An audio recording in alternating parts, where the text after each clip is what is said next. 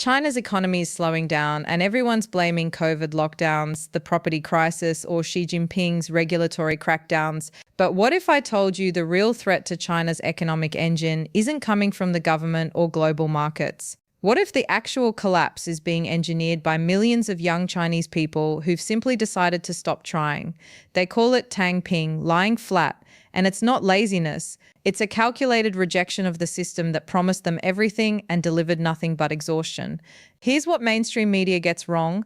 They treat this like some youth trend, a temporary rebellion that'll fade once the economy picks up. I'm going to show you why that analysis is dangerously naive and why this movement represents the most significant threat to China's long-term economic model that nobody in Washington is talking about.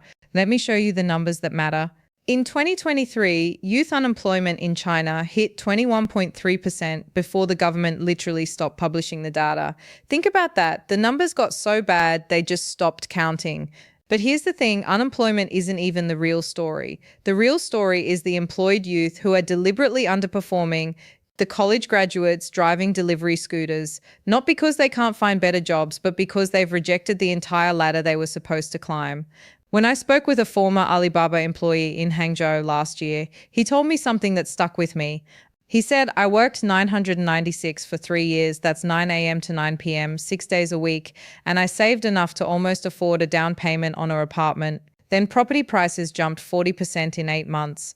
I realized I was running on a treadmill that was accelerating faster than I could run. That's when he quit, moved back with his parents, and started what he calls minimal existence living. Here's what nobody tells you, this isn't happening in a vacuum. The lying flat movement is one of 3 interconnected forces that are quietly dismantling the social contract that fueled China's economic miracle for 4 decades. I call this the triple rejection framework, and once you see it, you can't unsee it. The first force is educational disillusionment, and this is where it gets fascinating. China's education system is arguably the most competitive on earth.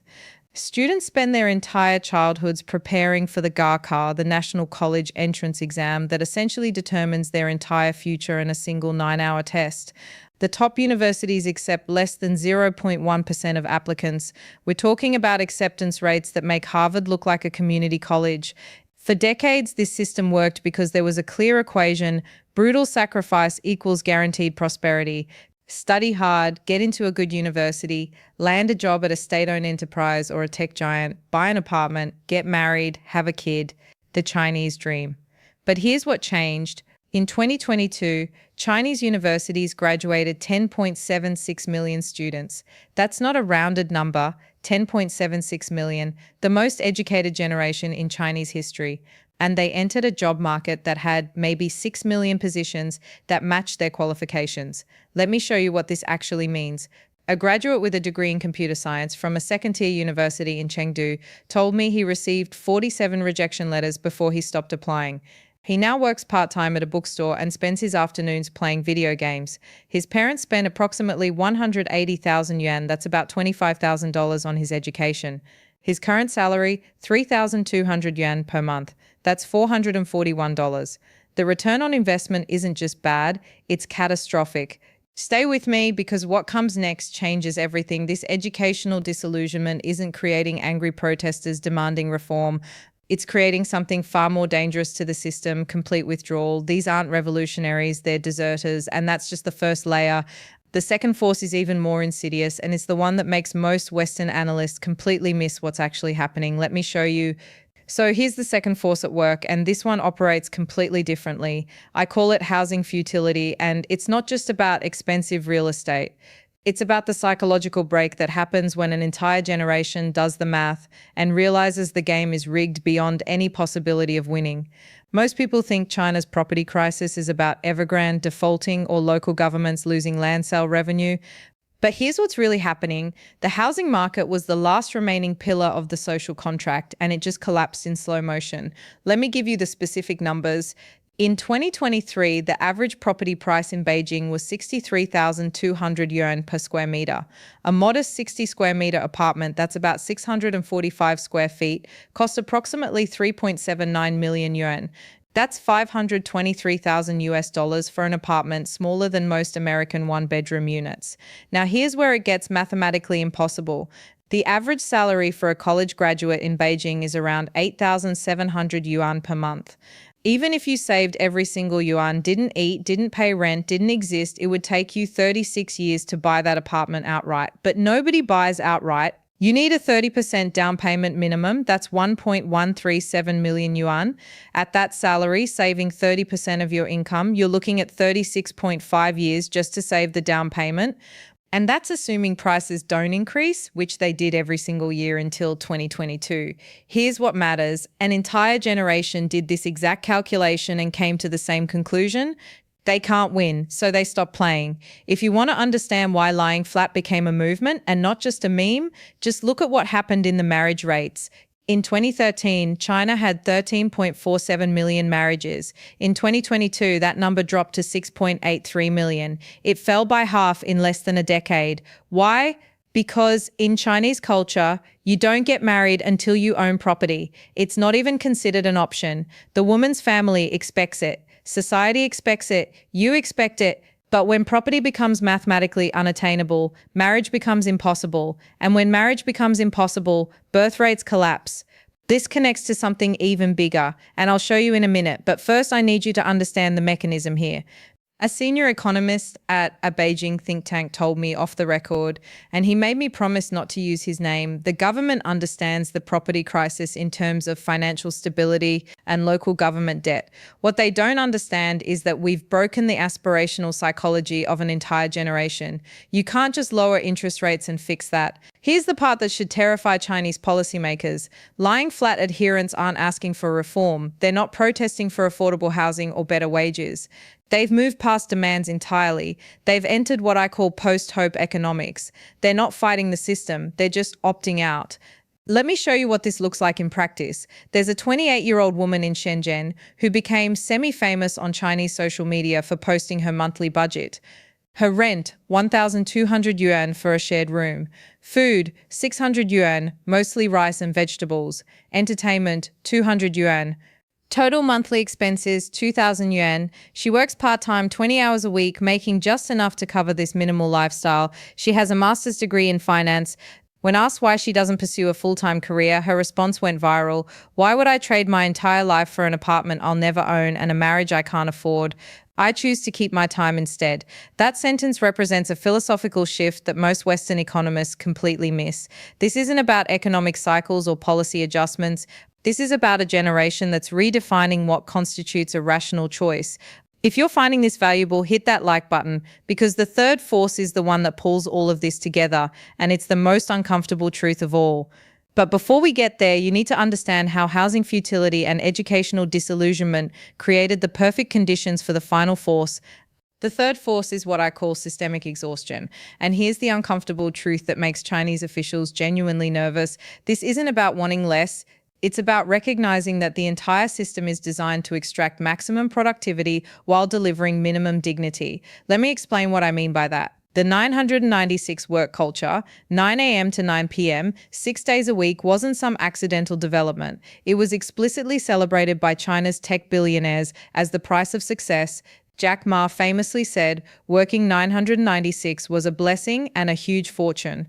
Pony Ma, Richard Liu, they all echoed the same message. If you want to make it in China, you sacrifice everything. And for a while, young Chinese people bought into it. They sacrificed their 20s, their health, their relationships because they believed the equation worked. Extreme input equals exceptional output. But here's what nobody tells you. The output stopped materializing while the input kept increasing. In 2021, the average work week in China's tech sector was 52.8 hours. Not the official number, the actual number based on employee surveys. That's nearly 25% more than the international standard of 40 hours. And what did this extra productivity deliver for workers? Median wage growth of 3.1%, while cost of living increased by 7.4%. They were working harder to fall further behind. Here's what most Western analysts miss. Lying flat isn't a labor movement demanding better conditions. It's a philosophical rejection of the entire premise that life should be optimized for economic productivity. When I was in Shanghai in 2023, I met a group of young people who meet weekly to discuss consumption minimalism. These aren't hippies or anti-capitalist activists. They're software engineers, accountants, marketing professionals. They've created detailed spreadsheets calculating the minimum income required to sustain what they call dignified survival. The number they arrived at, 2,500 yuan per month in a second tier city. That's $345. One member, a former project manager at Tencent, told me, I calculated that I spent 347 hours over 3 years building features for mobile games designed to addict children to gambling mechanics. Then I calculated that the money I earned couldn't buy me a meaningful life in any timeline that mattered, so I stopped. This is the part that should genuinely worry Beijing. These aren't failures. These are the system's success stories, choosing to fail deliberately. Let me show you the numbers that reveal how big this has become. According to internal surveys that leaked from the Communist Youth League in 2023, approximately 16.8% of urban youth between 18 and 35 identify with lying flat principles. That's not 16%, it's 16.8%. In absolute terms, we're talking about roughly 27.4 million young people. But here's where it gets really interesting. Of that 16.8%, only 4.2% are completely unemployed. The rest are what sociologists are calling strategically underemployed. They work just enough to survive, and they've optimized their entire existence around minimizing effort rather than maximizing income. The Chinese government's response has been fascinating and completely predictable. They banned the term lying flat on social media. They launched propaganda campaigns celebrating hard work and struggle. State media published articles calling the movement shameful and a betrayal of national rejuvenation. Here's my take on this, and I might be wrong, but I don't think I am. You cannot propaganda your way out of a mathematical reality. When the system promises prosperity in exchange for sacrifice and then fails to deliver prosperity, people don't need to be convinced to quit. They just need to do basic arithmetic. My question is this: can any economic system survive when its most educated generation collectively decides that participation isn't worth the cost? Because that's what we're watching happen in real time. And here's my prediction. Within the next 5 years, China will face a choice between fundamentally restructuring their social contract, watching this movement metastasize into something that makes their demographic crisis look manageable by comparison. Now, let me pull all three forces together and show you what this actually means for China's future, because the implications go far beyond youth unemployment statistics. So let me pull this together, because when you see how these three forces interact, you understand why this is about far more than some youth trend that'll disappear when the economy rebounds. Educational disillusionment creates millions of overqualified, underemployed young people who've spent their entire lives being told they're investing in their future. Housing futility makes that future mathematically impossible, severing the connection between effort and reward. And systemic exhaustion turns what could have been anger or protest into something far more destabilizing, complete withdrawal. This is what I call the participation collapse framework.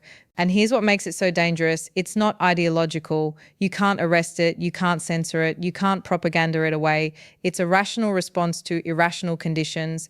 Most people think China's biggest economic challenge is debt or demographics or decoupling from Western markets. But here's what's really happening. They're losing the consent of their most productive generation, and economic systems don't survive that. Let me show you what this means in practice. China's GDP growth has been built on a simple model: high productivity, high investment, high consumption. But lying flat attacks all three simultaneously. Productivity: when your educated workforce deliberately chooses minimal employment, productivity collapses. Investment: when young people aren't buying homes, cars, or starting families, domestic investment stalls. Consumption: when an entire generation embraces minimalism as philosophy, consumption-driven growth becomes impossible. The numbers are already showing this. In 2023, China's retail sales growth was 7.2%. But when you strip out the post-COVID bounce-back effect, the underlying trend is 3.8%. That's the slowest sustained consumption growth since 1990, excluding crisis years. Here's what nobody's connecting. This isn't a temporary dip. This is a generation that's fundamentally redefined what constitutes a good life, and their definition doesn't include the consumption patterns that fuel economic growth. A researcher at Peking University told me something that perfectly captures this. We spent 30 years teaching people that success means luxury apartments, German cars, and designer brands. Now we have a generation saying, actually, success means having free time and low stress. We don't have an economic model for that, and that's the paradox. The same education system that was supposed to create productive workers created critical thinkers who examined the system and rejected it. So, what happens next? Let me give you 3 scenarios based on how this plays out. Scenario 1, the controlled adjustment. Beijing recognizes the crisis and implements genuine reforms. They flood second and third tier cities with affordable housing. They enforce actual work hour regulations. They restructure the education to employment pipeline. Lying flat becomes a historical footnote. Probability? I'd say 20%. The political will required is enormous, and it would require admitting the current model is broken. Scenario 2, the long stagnation. Nothing fundamentally changes, and China enters what Japan experienced in the 1990s, except accelerated and more severe. The participation collapse becomes permanent. GDP growth settles around 2 to 3%. The government maintains stability through control but loses dynamism. This becomes the new normal. Probability? 65%. It's the path of least resistance. Scenario 3, the catalyst event. Something breaks. Maybe it's a banking crisis triggered by collapsing consumption. Maybe it's a social movement that starts online and spills into the streets. Maybe it's just the compounding effect of these forces creating instability that even China's control apparatus can't manage. Probability, 15%, but rising. Here's my final take. The lying flat movement is showing us something that applies far beyond China. When systems optimize for economic output at the expense of human dignity, eventually people just stop participating, and you can't force people to care about a future they don't believe in. The question isn't whether China can suppress this movement. The question is whether any economic model based on perpetual growth can survive when the people powering that growth decide they'd rather have their lives back. So here's what I want to know from you. Do you think this is coming to the West next, or are we already seeing the early signs? Drop your thoughts in the comments. And if this analysis gave you a different way of understanding what's happening in China, hit that subscribe button, because we're just getting started on unpacking the forces reshaping the global economic order.